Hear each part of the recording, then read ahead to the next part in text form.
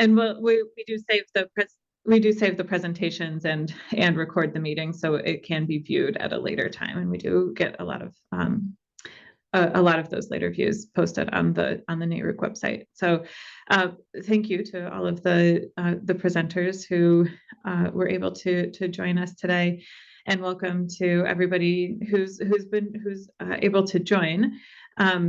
We have a kind of like a reset meeting today to re-look at the state of the electric vehicle industry and current trends and planning for electric vehicles that from some of our OEMs and our automakers and those who work very closely with those automakers in today's agenda, which I'm really excited to be able to hear from these presenters.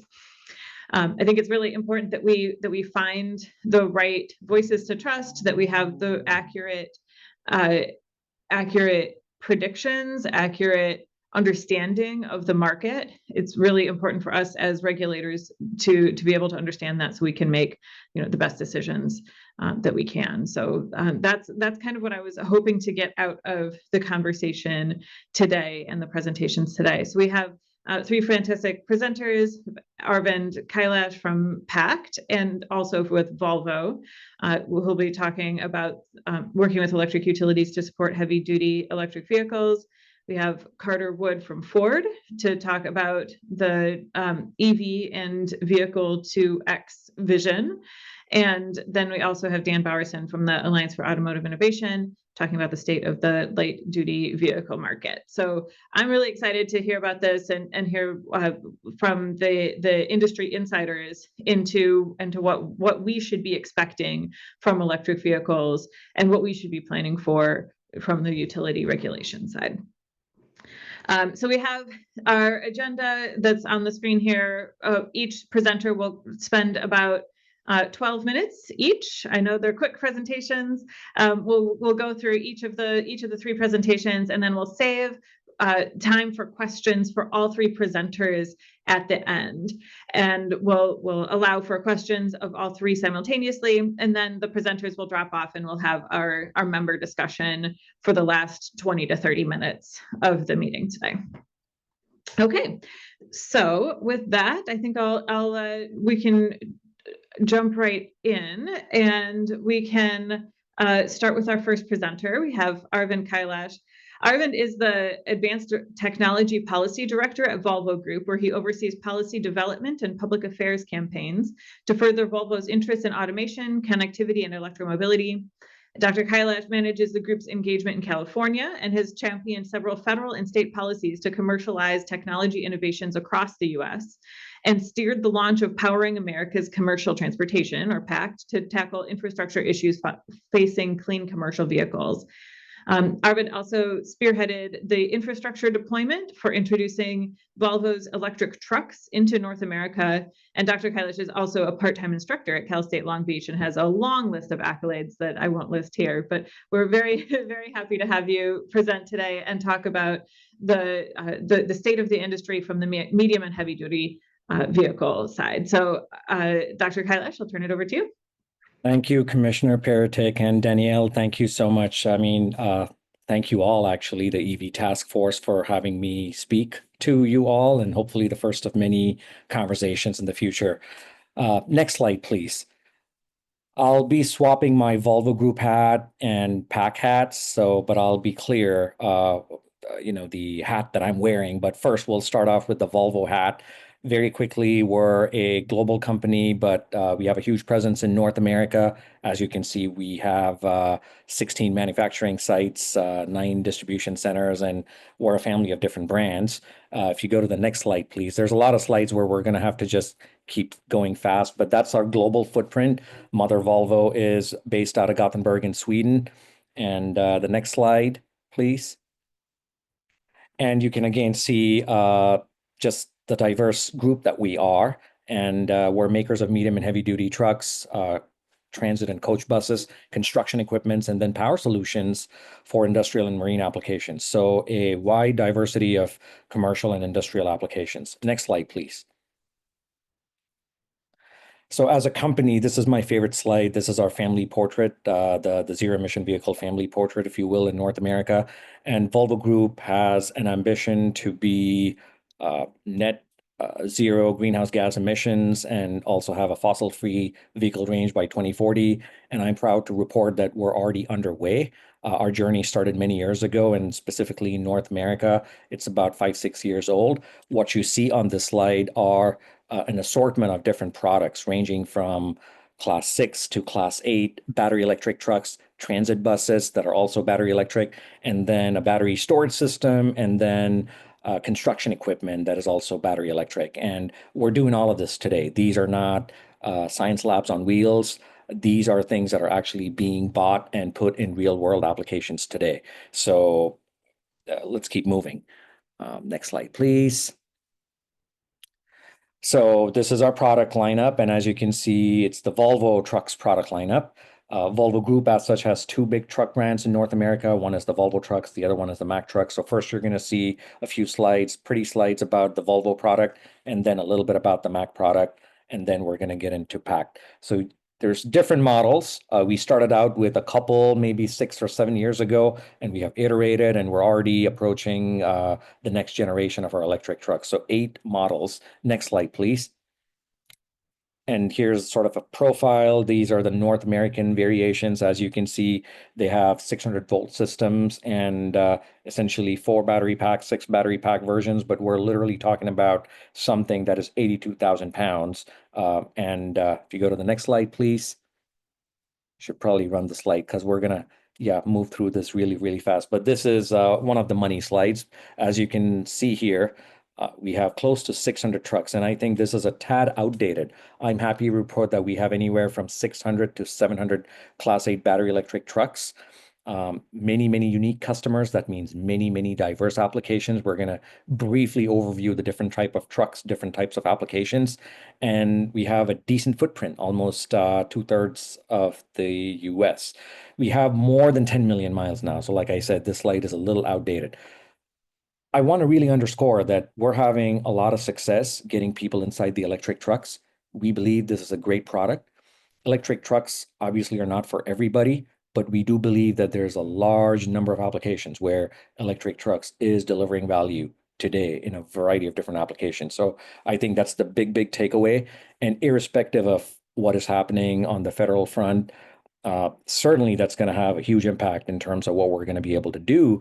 But from an OEM standpoint, as I mentioned, we do have an ambition to uh, attain our own commitments, and therefore we see this as being part of the solution set. So again, we're going to continue to do this, work with customers, work with other like-minded stakeholders where we think there's value to be gained by deploying these electric trucks. Next slide, please. And this is, again, another good snapshot of where we have the deployments. No surprises. You see the biggest concentration up and down the West Coast. And if you were to zoom in, you will see that the most significant density of battery electric trucks today, I want to say between 400 and 500 battery electric trucks, Class 8 battery electric trucks, are in the great state of California. And the reasons are pretty simple. There's a huge number of incentives. The state has done significant amount of work, and obviously it has policies that help give confidence to the market. And also there's a lot of stakeholders that want to get into these trucks. There's people who are putting steel in the ground and building charging infrastructure. So in other words, there's the semblance of the entire ecosystem coming together in California.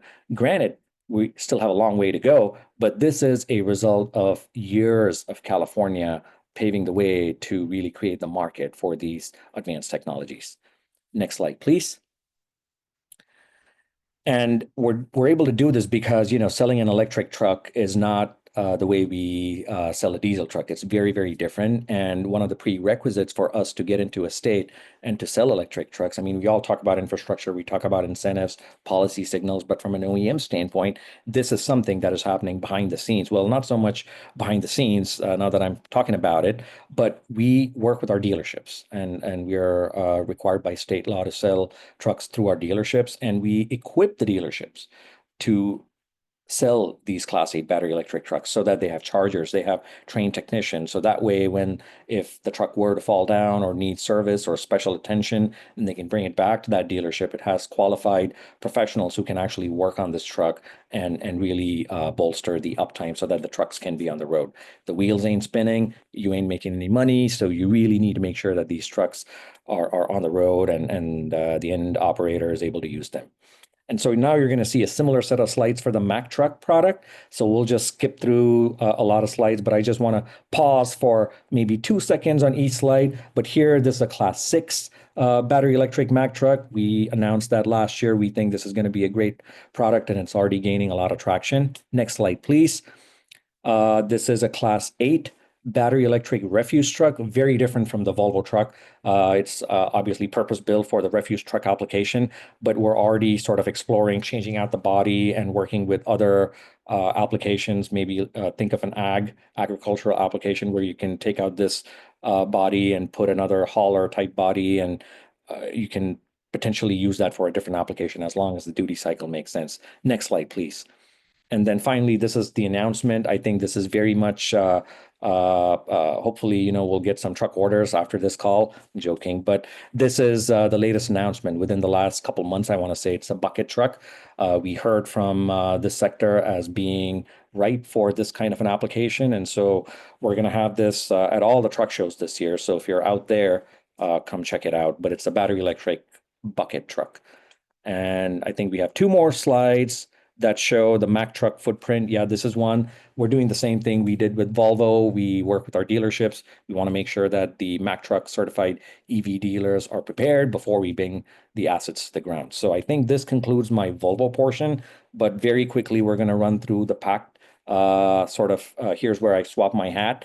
But powering America's commercial transportation, right? So as an OEM, I believe that incentives is extremely critical to create this market and work with the customers. But another thing that all of us have said all along is we need infrastructure. And so working with other OEMs and a few other stakeholders that you will see on the next slide, please, we launched Powering America's Commercial Transportation last year in January. And I think we're about a year and a few months old, and we're now 30 members strong. So it has the 3 major OEMs that build Class 6 through Class 8 zero emission vehicles. It's got, I want to say, almost 90% of the players that are actually building equipment and building sites to support the deployment of heavy duty trucks. We also have a couple of amazing fleets who are end users. So that includes Amazon, JB Hunt, there's Penske. And there's also truck stop operators, the traditional fuel providers like Pilot. So obviously I haven't called out everybody, but you can see that it's really a nice assortment and eclectic group. But our focus and our mission is very, very simple. And I think we can skim through the next slides really fast. We're laser focused on Class 6 through Class 8 zero emission vehicle charging infrastructure. And so we have the people who are building these battery electric vehicles or zero emission vehicles. We have people who are putting steel on the ground and developing sites to power these vehicles. And then we also have people who are buying these vehicles and putting them in real world applications. So that's the power of PACT. We are aiming to be that one-stop shop for all of you as a source of information, education in terms of the unique needs of this sector. Let's please skip through the next few slides. And you can see the vision slide, and there's a couple of slides. I assume these slides are going to be shared with the task force. And so we can definitely make these slides available. Let's keep going, please. This is generally where we're working. We're focusing on the West Coast states and then a couple states in the Northeast. That said, we have also engaged with some other states where there's some activity where we can show up to be a resource, either because members have put trucks there or charging infrastructure developers have made inroads there in terms of building out a site, or there's fleets that have bought these trucks. Next slide, please. We have a few more slides and then we'll be done. I mean, policy priorities, again, broad strokes, we're focusing on education and outreach, but we want to create more funding and we want to work with the utilities and the commission to really build out the infrastructure in an affordable manner. Cost is paramount. All these decisions actually are spreadsheet decisions. They are not emotional decisions as far as fleet purchases are concerned. And we recognize that affordability is front and center. So that is really our North Star. And we want to make sure that whatever we do for this energy transition is really a win-win for everybody. I think we can skip through the next few slides. I put a lot more slides, assuming that this is going to be available as a resource, but this is a slide that I would encourage you to look at, which pretty much shows the different classes of vehicles. And again, there's a lot of things that are happening at the federal level, things that are happening at the state level, and we can talk a little bit more about that. Our focus is from the 20,000 pounds all the way to the 80,000 pounds. But the moment you cross 33,000 pounds, you're dealing with very different price points, power levels, physical dimensions, et cetera, et cetera. So the next slide, please. You will see that there's differences in product development. And the next slide, you will see how, and one more slide, please. The duty cycle, right? I keep talking about applications. So just maybe spend a couple seconds here. You can see people generally say regional haul or middle mile or drayage, and then there's the long haul. There's many ways to sort of organize and look at these different trucking applications. But suffice to say that there is no one single Class 8 truck that's going to work for every application. So it's for a specific application, for a specific duty cycle. Therefore, we need to look at it a little bit separately in terms of what it's going to need to power it up and keep it going. In the next few slides, please. I want to get to one more slide over, please. Again, this is intended to be a broader resource, but obviously infrastructure projects are, construction projects, and we recognize that it takes time, it's expensive. So we're trying to get ahead of the game by going out and talking about what this entails. Next slide. There's two more slides, and then I'm going to hand it back to you. So there's broadly speaking, three different types of charging infrastructure configurations that'll work for heavy duty vehicles. One is public charging that you can see. It's going to really support a massive number of electric trucks, pull through lanes. It's got amenities. It's like a typical truck stop, but now think of, instead of gas pumps, you're going to have charging stations. Next slide. This would be open for anybody who has access to this. The other one is where you have shared or multi-fleet charging, where this is semi-public, but there's going to be somebody who runs the shop, and then anybody who has a membership, who has a subscription, who has an agreement with the site operator can potentially go in, charge, and get out. So slightly smaller. It could probably be the same size, but typically we're seeing that people who are rolling out these kinds of sites are slightly smaller. But again, if you look at the power requirements, it's anywhere from 5 to 15 megawatts. So these kinds of things will create spot loads that'll be very much localized. So that's sort of the big takeaway. It's going to strain the distribution circuits in certain parts of the utility service territory. And the final slide, the private charging. And we think this is going to be very, very critical in terms of I'm in a meeting. Okay, so private charging, and this is behind the fence, or this is only for a single fleet. So think of an Amazon depot where you have trucks that Amazon got, and this is probably a setup that's going to charge just Amazon trucks. So we think the mid-size, large-size fleets are leaning toward this way, because this is something where if they have land, greater control over their real estate and purchasing power, they can probably go this way. But again, these are all potential site designs. These are the things that we're seeing in the market, but this is also representative of what PACT sees in terms of the charging infrastructure needs, in terms of power, size requirements, and things of that sort. So with that, I'll hand it back to you. There's a couple more slides, but again, I'm assuming that this deck is going to be with the members, so you can take a look at it and get back if you have any questions. So. Yeah, thank you. It was a lot of information, and yes, we will be able to share these slides with everybody. So I'll be able to take a look at all of that information and have this for future reference. So appreciate that perspective from the medium and heavy duty side, and definitely have some questions that came up, but I will hold those until we get through the next two presentations. So if you could stick around for a little bit and we'll hear from Ford and from the auto innovators next. So next we have Carter Wood from Ford. Carter is an electric vehicle and infrastructure policy subject matter expert at Ford Motor Company with experience shaping electric vehicle regulations from grid readiness planning to bidirectional power. Carter is a policy relationship owner for utility and public utility commission engagement on bidirectional vehicles and helps represent Ford's strategic vision for the future of sustainable transportation. And I've asked Carter to come and talk both about the electric vehicle and V2X vision that Ford has, and also a bit about the declaratory ruling that they had put forward as a request from the Michigan Public Service Commission that we issued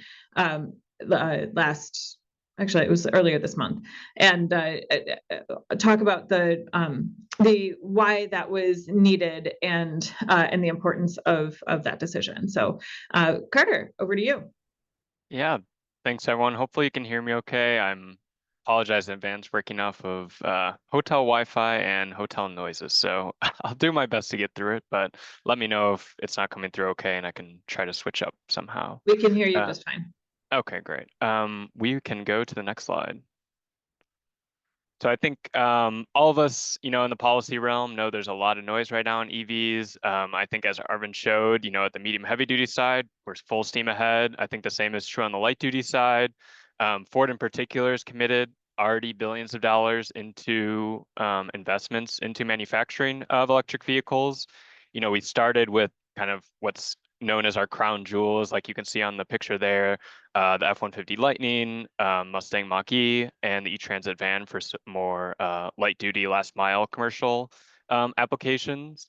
I think, through these models, we've learned a lot of lessons and, always trying to match customer demand and customer needs for technology, classes and all that. And so, we're continually hearing, we need to move towards more low cost vehicles. And that's certainly something we're keeping in mind with our next wave of vehicles. But we want to, kind of start with our bread and butter. And so to that end, we're building 2 manufacturing sites in Michigan and Kentucky for batteries and a big manufacturing vehicle hub in Tennessee. So really excited about those.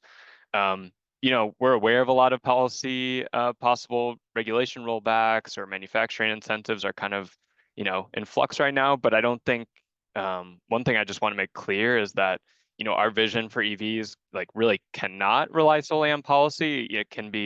Policy can shift our direction a little bit, but I guess Ford is like similar to a cruise ship. Like if you're going in one direction, it's really hard to make a full U-turn. So I think despite all the noise, we're still looking forward as an electric vehicle future. So excited about the future there. We can go to the next slide. So I won't touch too much on this because I know Dan's going to talk a little bit more detail on the light duty EV market. But this slide was just from a recent conference that some of us on the call went to, was the Alliance for Transportation Electrification Conference. And Cox Automotive brought forward this slide kind of showing that, the EV market's still going up and to the right, despite all the noise. And we see that continuing to grow, especially as we roll out more and more models, more and more price points, just a lot more applications out there that will appeal to customers. So we're excited about that. And yeah, we can go to the next slide. So I think where Ford comes in and where we start transitioning a little from just purely vehicles to where that, intersection with the grid comes in is that, we see EVs should be a part of the solution and not just kind of what maybe was seen as a problem kind of when load forecasts started popping up and a lot of studies going out how it's going to affect the grid. We see a lot of value in an electric vehicle that goes beyond just mobility. And we've demonstrated with that a few different product offerings. On the left, you can kind of see Pro Power on Board, which is not necessarily exclusive to only electric vehicles. Some of the hybrid F-150 and other products in the future will be able to have that kind of an off-board, like powering a tool on a job site, something a little lower power. And then on the right, we have the home backup power system that is already in the market today. We see that, from plenty of studies, and y'all have probably seen it too, most people only drive like 40 miles a day, especially for light duty customers. And so there's plenty of battery capacity left, especially if folks have at-home charging, which we acknowledge is growing and trying to get the most customers that opportunity. But But we feel like there's a big reliability and resilience value for the grid in our electric vehicles, and not just a load. And so we're excited for that future for sure. We can go to the next slide. At Ford, we were one of the first to markets, especially on a commercial vehicle offering, to offer like some of these bidirectional solutions. And we see this vision as being a spectrum for customers. So our strategy was to move from kind of the top to the bottom of this list. And so at the top, you have the backup power, which is fully isolated from the grid and islanded. And then you kind of move towards more grid connected solutions. So there's multiple layers of protection in all of these systems, and that's especially true of the backup power system. We know that safety is number one for utility operators and utilities themselves and regulators. I mean, the same is true of us. Ford is kind of striving to be the most trusted company, and safety is kind of in our DNA when we do all the testing for keeping yourself safe on the road with a vehicle. The same is true with our more grid or interactive or islanded mode powers. So you might have seen as we move down like kind of this list that we have done some demonstration projects of what we're calling like intelligent power. It's kind of this vehicle to home where you have the grid is live. You're not exporting to the grid, but you can power your home maybe when prices are high or like kind of a demand response type setup. So we were able to demonstrate that with a pilot in Baltimore Gas and Electric in Maryland. But I think in this talk, I'll focus more on the backup power situation. We're like working towards more, vehicle to grid full export. But as we continue to move down this spectrum of bidirectional capabilities, we're constantly working and collaborating with our utility partners and regulators to ensure safer operation and that everyone's comfortable with the technology. Because we understand that although a lot of technology was borrowed for this, similar to some solar and storage, it's still a little new and can feel a little give people a little nervousness with that. So we fully acknowledge that. We can go to the next slide. So I'll quickly touch on the hardware involved in the bidirectional system here. I won't dive into everything because frankly, I'm not necessarily the technical expert on each wire and each electron that's flowing in here, but I can give you at least the high overview. So in order to do backup power, you will need all of these three things. So you see them listed there. The Ford F-150 Lightning right now, the bidirectional system is exclusive to that vehicle line, but in the future, we're hoping to expand that. You need the Ford Charge Station Pro, so that's your normal AC charging system. And you need the Ford and Sunrun home integration system, which we co-developed and has a few smaller components that, all need to work together. And all of these need to be present and installed by an approved contractor. We have suggested contractors, but we have enough diagrams and stuff for licensed electricians to do. And we've seen the system be successfully accepted and installed in all 50 states and over 100 utilities. And we've heard lots of cool stories in the news, like customers who were having a wedding reception in their backyard, the power went out, but they were able to plug in their Lightning and, basically save the day, which is really cool. A lot of fun interest stories there. And, like the F-150 Lightning, the extended range one has 131 kilowatt hours of power, so not quite as much as the Arvind's medium and heavy duty vehicles, but still quite a bit and enough to last you at least like 3 days, depending on usage, of course, caveats there. But if you're being cautious about it, especially in an outage, just using your basic appliances, you could probably even go for more than that. And we can go to the next slide here. So really, yeah, like Commissioner Paratek mentioned, I just want to close out this discussion with one of the main reasons that, this discussion is prescient for right now. And that is, we got approval. Michigan Public Service Commission approved our request for a declaratory ruling a few weeks ago. This kind of a unique pathway for us and I would assume for the commission as well. So I'll give, definitely a huge thank you to Commissioner Paratek, Chair Scripps, and Commissioner Carrion for shepherding through this so quickly. And just to quickly summarize, this ruling ensures that customers in Michigan installing the Ford Home Backup Power System do not need to go through interconnection. So that is the fully islanded operation mode we do not believe you need interconnection, and that was confirmed through the ruling. And you might be asking, like, okay, so you said you've installed this in all 50 states, over 100 utilities. How does this really help you if, we just got this approved in Michigan? I'll start by saying two things. Number one is that the whole process, regulatory process, especially for Ford, is relatively new. So going from ideation to, all the way through to approval took probably around at least 18 months, and a lot has changed since then. So we started the journey, wanting to ensure that customers could easily install the system without the additional time and cost of going through an interconnection process. We would want all the approval, like permission to operate, but not necessarily the full interconnection process. And through that 18-month process, like that time we were working through our own internal witness statements, all that stuff, we were getting our systems installed on a utility by utility basis. Usually that means lots of one-on-one meetings with interconnection teams all over the country, and that included in Michigan. We're always answering questions, showing single line diagrams. We even proactively commissioned and completed an EPRI testing study that kind of confirmed all the safety features were operational. And we did some witness tests at customer homes out in California. So, we really ran the gamut, but it was a lot of like what we call hand-to-hand combat. Like we were really working one-on-one with all these utilities and each customer to get them approved. And I mean, all of there's over 3,000 utilities in this country, so we're happy to provide that level of service, for our customers to get it all through. But it's really unsustainable if we were doing that in every single utility in every single state. So with this Michigan filing, I think one of the biggest things is that this is kind of a starting point of collaboration alongside, nationwide leaders at the regulatory level in Michigan, working with a lot of utilities. We compiled 41 pages of on-the-record witness from Ford engineers, and really all of that witness, all those statements are bringing together a lot of the questions we kind of hear over and over, and just kind of want to compile it all in one place and kind of get a stamp of approval there. And I think in Michigan specifically, we believe it clarifies the installation process for our customers. It makes it a lot easier because although we talk to a lot of utilities during this process, not necessarily every single municipal utility or each jurisdiction had a system installed. So I think this will help for those customers as well.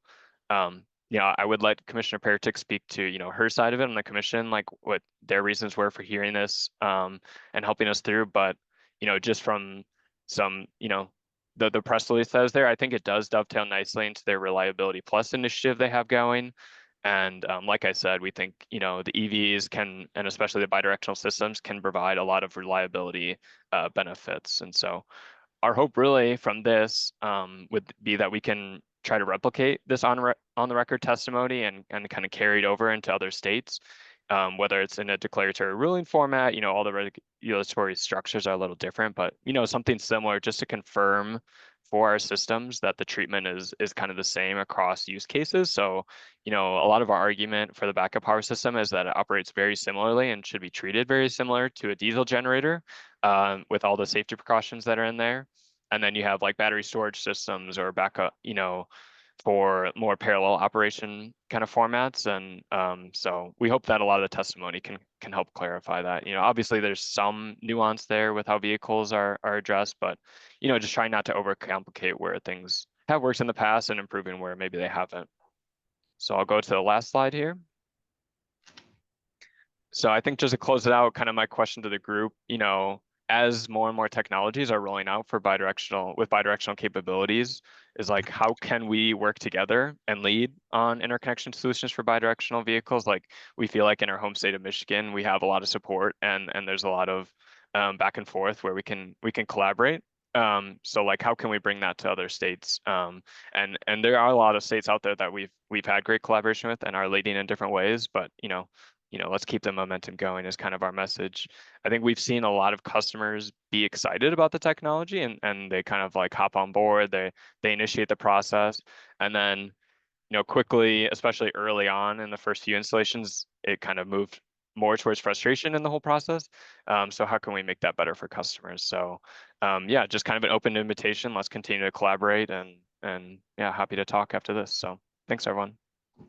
Thanks, Carter. Really appreciate that and appreciate the presentation.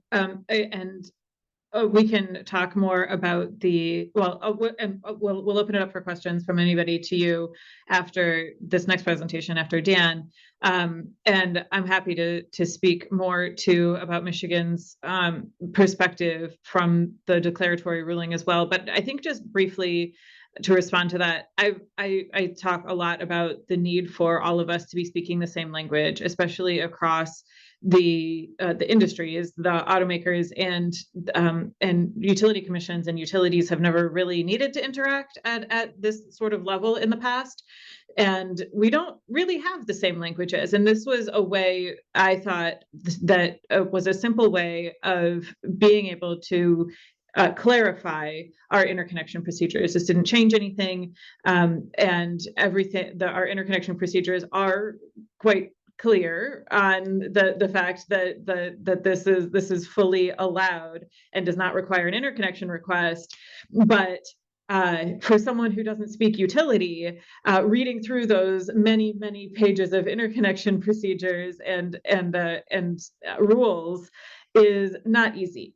So this was a way for us to try to bridge that gap and get everybody speaking the same language. But I'm happy to talk more about that later too. But really appreciate the perspective from Ford Carter. I definitely have some questions for you at the end as well. Okay. So for our final 12-minute presentation, before we go to questions, we will turn to Dan Bowerson. Dan has been with Auto Innovators since its inception and was previously with the Alliance of Automobile Manufacturers, which he joined in 2018. Based in the Auto Innovators Michigan office, Dan covers fuel and vehicle electrification topics, including fuel quality, low carbon fuels, EV battery life cycle, and electric vehicle charging and hydrogen fueling infrastructure. So Dan, I will turn it over to you. Thank you for being here. Yeah, thanks so much, Commissioner Paratek, and really appreciate following Aravind and Carter. You can actually go to the next slide. We'll jump right in here. So just as Aravind showed his family portrait, this is our family portrait. So we are a trade association that represents the light duty vehicle industry. So we represent nearly every light duty vehicle manufacturer. The only exceptions would be the EV only, so Tesla, Lucid, and Rivian. But we do work closely with them on a lot of electrification policies. We also represent a number of suppliers, including the major battery suppliers, along with automotive technology companies. So really, we do represent the full value chain of the light-duty vehicle industry. We're based in Washington, D.C., but as Commissioner Paratek mentioned, we do have an office in Michigan, which is where I'm based out of, and an office in Sacramento. And we also do have representation in all 50 states. So we're focused on really any regulatory or legislative activity that impacts the light-duty vehicle industry. So that's just a sense of who we are. Today, I thought I'd give kind of a state of the light-duty vehicle industry, kind of looking at it from a charging perspective as well, and then go into, Carter alluded to a lot of the noise. I won't have any answers for that noise, but at least amplify or kind of give some insight into what that noise could result in. So you can go to the next slide, please. I think we like to use this slide where obviously some of our priorities are,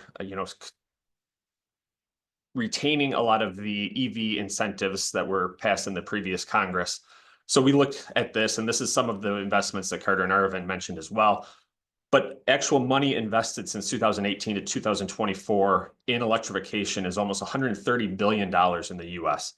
And what you see here, and this is the reason it's color-coded, is when we take these to congressional offices, a lot of that investment you'll see is in red districts or red states. So really, this is a bipartisan, benefit of the electrification. And one thing I want to highlight here is, as Carter alluded to, the future is electrification. The timing may be up in the air, but these investments are real dollars that these companies invested. And the last thing that they want to do with those investments is have them sunk costs. So just wanted to start off with this, and then you can go to the next slide, please. And kind of what we have today, and I will note, and I'll put in the chat here, I'm actually giving a webinar tomorrow that'll go into much more detail of what we see here. But in terms of 2024, there was 144 types of electric vehicles sold in the fourth quarter of last year. Most of them still battery electric, but we're seeing a huge increase in plug-in electric hybrid vehicles as well. And one thing to note here is that light trucks, which includes utility vehicles, minivans, pickups, make up the largest percent of vehicles sold. So prior to where we would look at this a decade ago and they were, those kind of small sedans and you'd be making a lot of sacrifices. The vehicles that these companies are producing are what customers want to drive. The fourth quarter, we had 10.9, almost 11% of all light duty vehicle sales were electric vehicles. That's the highest quarter that we've had on record. We've had a 0.3 percentage point market share increase over the third quarter. So we're still, these increases may not be as much as they had been previously, but we're still seeing an increase quarter to quarter. Next slide, please. We do still, however, have some headwinds. I'll get into charging, but electric vehicles, and this is with the federal incentives still in place, are still on the light duty side about $6,000 on average more than the industry average. We have seen some of those come down, but a lot of this is volatile when dealing with critical minerals and battery components that are not maybe stable in terms of pricing. The manufacturers are doing, as you can imagine, this is a very, very competitive field. So manufacturers are looking for any opportunities to reduce costs, improve range with their batteries. So we've seen kind of the 6,000 has been about on par for the last few quarters, and we'll see where it goes going forward. Next slide, please. So I mentioned the market share. There's a couple things that you should note here. This is looking at year-to-year sales. So we saw significant growth going back to the beginning of this decade. 2020 to 21, that was about a 90% year-over-year growth. 21 to 22, about 60%. 22 to 23, 30%. 23 to 24 was only 7%. So we are seeing a bit of a leveling off there. Now, there could be a number of reasons for that. Like I said, we're still seeing an increase, but it could be that those early adopters have already purchased their vehicle. So it's going to take a little more work to get from that 10 to 25% of the market. The charging infrastructure that I'm going to highlight is certainly one of the big concerns, and the vehicle pricing. So these are all still situations that we see improving, but it is just going to take some time to get to that next, 10% vehicle sales. Next slide, please. So what are we seeing in terms of the actual powertrain? So if you look back in 2016, 97% of the vehicles sold in the US were traditional internal combustion engine vehicles, not even hybrid, just traditional, conventional internal combustion engine vehicles. What we've seen since then, and just again, looking back to the fourth quarter of last year, we've seen a significant increase in hybrid electric vehicles, and even plug-in electric vehicles over the year. When you look at the bottom left here, the hybrid electric vehicles have grown the most significant since 2016 and continue to be the largest growth area. And when we talk about hybrid, these are gasoline engine vehicles with some sort of assists from electric. And then if you look on the specific to the EV sales on the bottom right, when we say electric vehicles, we include battery electric, fuel cell electric, and plug-in electric vehicles. We're still seeing a large increase from the plug-in segment, looking at those customers that, maybe not ready to go for a full battery electric vehicle, but instead kind of use that bridge with the plug-in electric. Next slide, please. So I mentioned charging infrastructure. You can go to keep going. Next slide, please. Yep. So again, I'll put a link, but we do have a webinar. We have a Get Connected quarterly report where we look at all of the EV sales and kind of dive deep into it, along with the charging and hydrogen refueling infrastructure.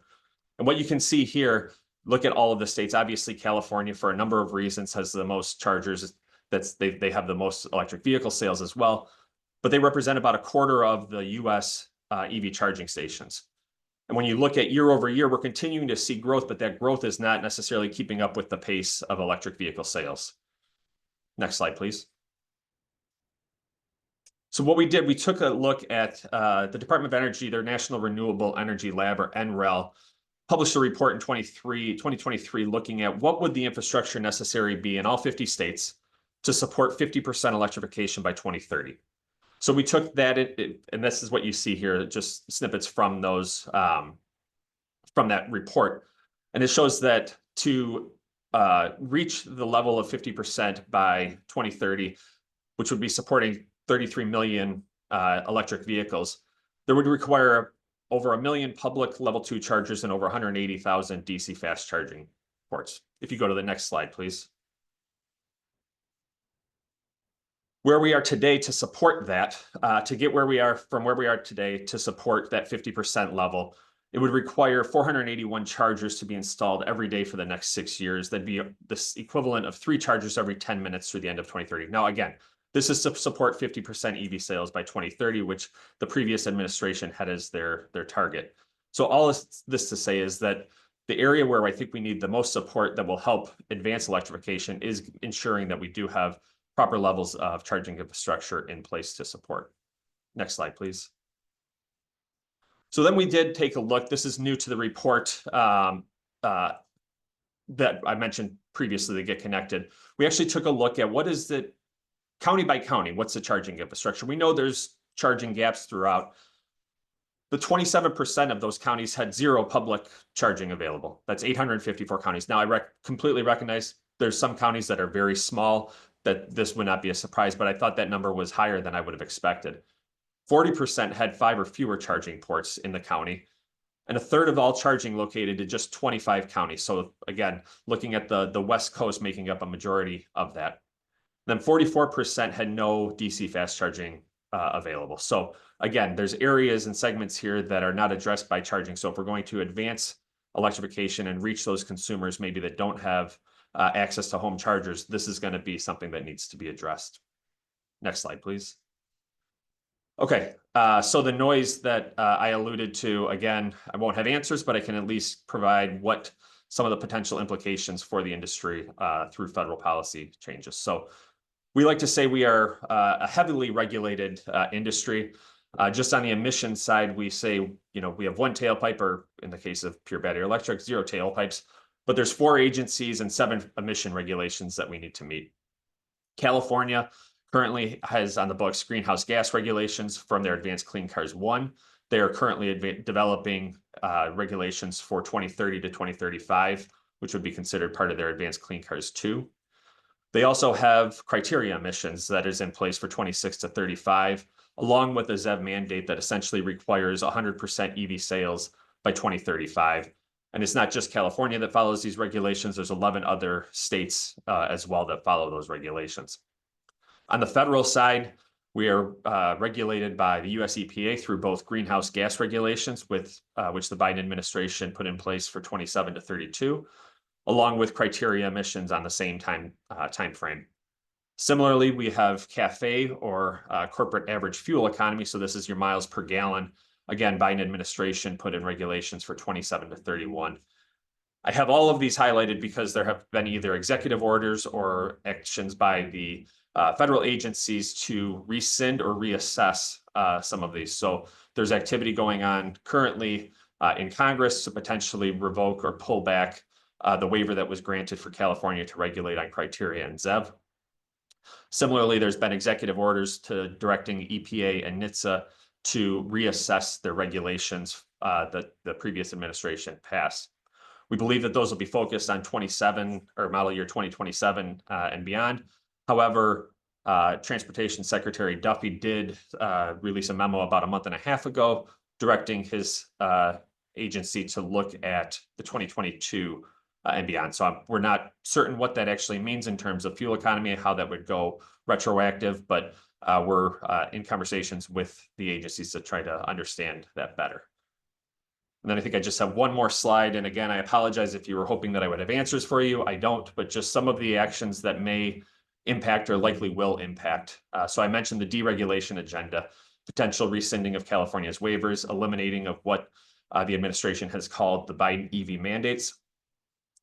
There's also been activities, as you've likely heard and seen, having distribution of unspent and conditional Inflation Reduction Act or infrastructure funding, including the NEVI infrastructure funds. There's action and certain offices to eliminate all EV purchase incentives. There has been an encouraging of domestic energy production at all costs. This includes critical minerals. President Trump just released an executive order at the end of last week directing several agencies to expedite permitting for critical minerals and rare earth metals. There has been obviously a declared energy emergency to remove some of those regulatory barriers, and then looking at critical minerals as part of the defense stockpile. And finally, I'm sure Carter and Aravind are happy that they've had almost an hour of not hearing the word tariff, but there are trade disputes and tariffs that will have a severe impact on the auto industry, and it remains to be seen what level of impact that has. So, Commissioner Paratek, that's all I had. I believe my contact information is on the next slide. If you do have any questions, please feel free to reach out. Happy to also stay online for as long as the discussion holds, and I will put in the chat just a link to that webinar that I mentioned that will actually be tomorrow, diving in a little more into the data that I shared today. That's fantastic. Yeah, thanks, Dan. Really appreciate that high-level overview of the industry and the changes and the trends that you are seeing from your seat at Auto Innovators. And thanks to all three of you for coming and talking to this group. We can open it up for questions now for our presenters. So if anybody has a question that you'd like to ask, please feel free to raise your hand, or you can either put it in the chat, type it into the chat, or raise your hand and ask it to our presenters. Commissioner Rubin, go ahead. Yeah, thank you. This was incredibly interesting. So appreciate all of the presentations. Two totally unrelated questions. First, for on the Michigan PUC declaratory order, I'm just wondering what engagement the utilities had with that and if they took a position one way or the other. So I don't know, maybe that's for you, Commissioner Paratek, or Carter, however you want to handle that.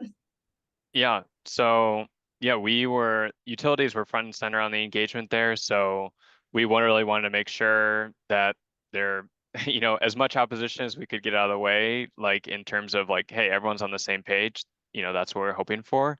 So we met individually with a few of the larger utilities. And then we also collected, like, there's a few like trade organizations, or I guess within Michigan, that kind of collect some of the smaller utilities. And so we met with those groups and basically, like, they presented some questions in advance. We answered some of those and kind of had just like smaller one-offs for folks who had maybe additional questions. So we are meeting with basically anyone who's interested. We put out a mass like, hey, who's interested? And so that was kind of part of the strategy, was hoping to get all those questions answered ahead of time so that everyone was on the same page by the time we filed. Yeah, and some of the feedback, I think, that seemed to be present from the utilities is like, you don't need to do this. Like, the rules and the procedures already clearly state this, which is true. We didn't, and I agree with that. That is true, that it was already very clear that this was possible. But in the interest of communication and being clear and providing that certainty, we thought there was certainly no harm in issuing this declaratory ruling. Yeah, I think that's a good point, Commissioner Paratek, is that's kind of been our stance in a lot of states, I would say, is that, we read through the rules, we make sure we're, that we don't necessarily need interconnection, but I think there's just a bit of extra nervousness around the technology being from a vehicle that's just new. And, I think we want to, make sure everyone's comfortable, but I think the rules are clear. It's just, actually confirming with utility interconnection engineers, like, hey, we're confident with this. I think that was kind of a goal. That was really helpful. Thank you. And then my other question is maybe for Aravind, but anybody. At our Public Utility Commission, we have a transportation oversight division that has bus inspectors, and they are responsible for looking at public transit buses, school buses, moving company vehicles. And I'm wondering if any of you are offering trainings or considering offering trainings to regulatory agencies about how to work with electric vehicles.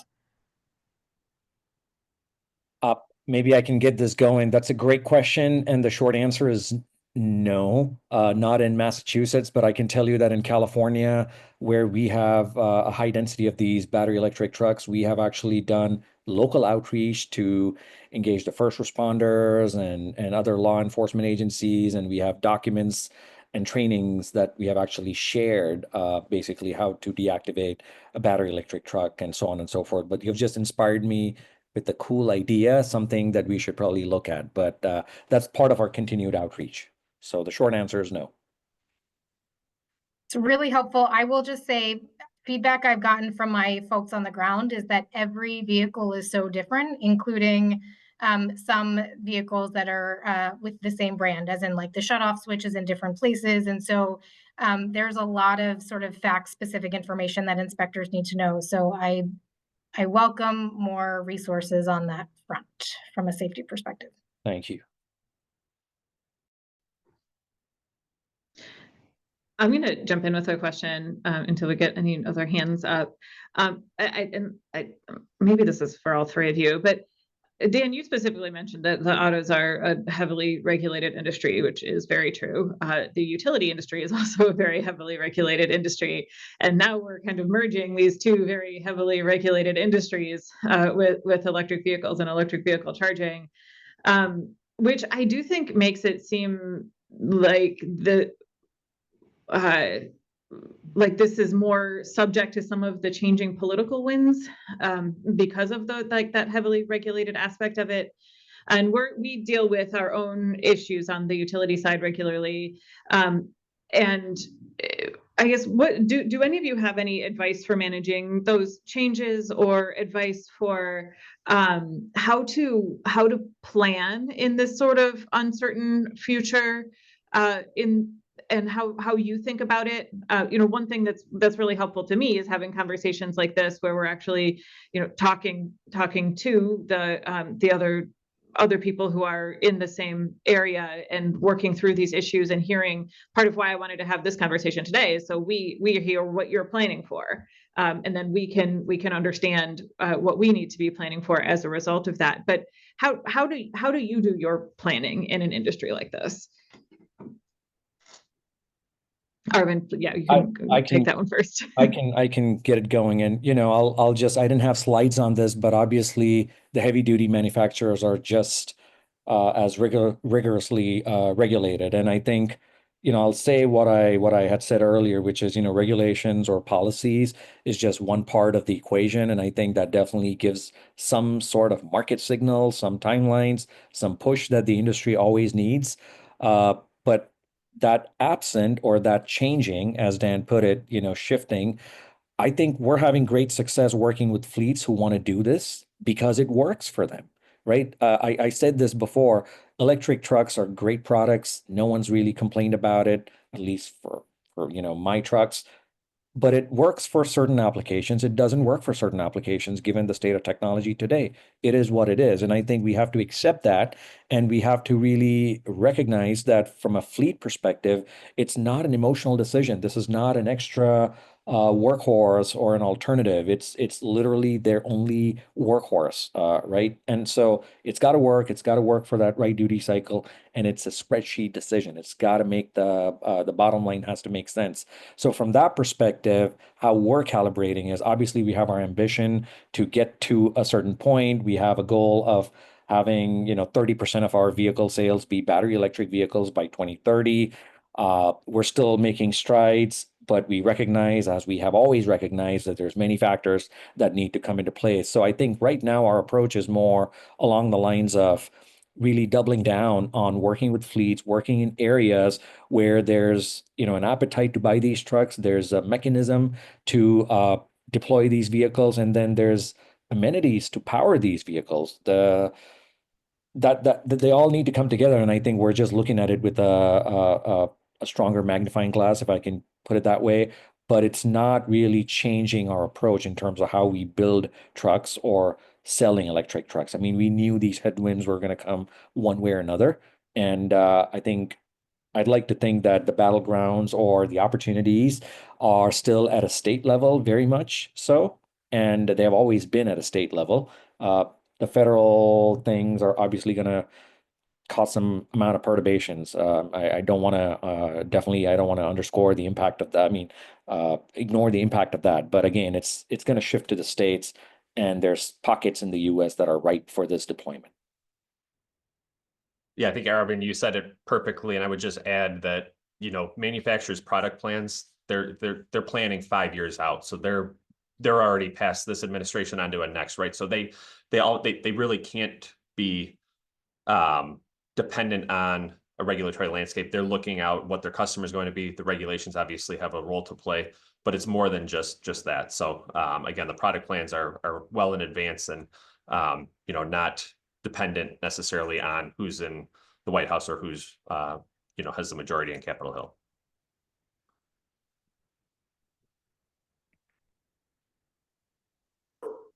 Commissioner Williams? Thank you. And thank you, everybody. It's been fascinating to kind of get this landscape from your perspective. You are going to have insights that I don't have in the state of South Carolina.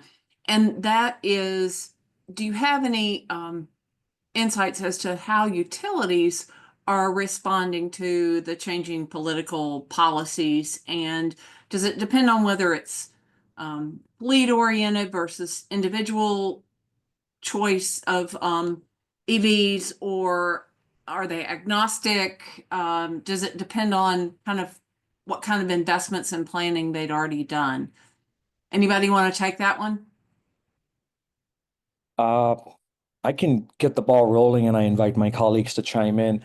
From, you know, the industry sector that I represent, it's really going to create spot loads and strain in certain points of the distribution circuit.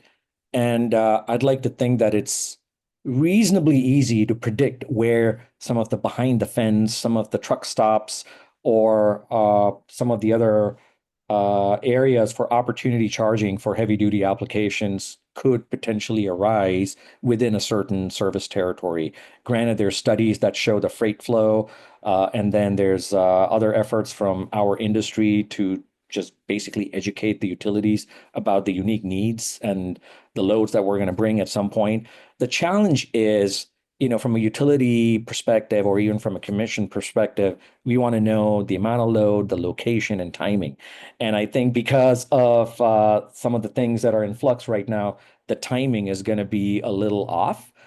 So it's a matter of really, I guess, both parties to really recognize that at some point there's going to be a critical mass, and this is generally the geography where certain things might appear, and see what best we can do in terms of getting the land fertile so that we can start, you know, growing the plants, if I can use that metaphor. So I think you're seeing that in California.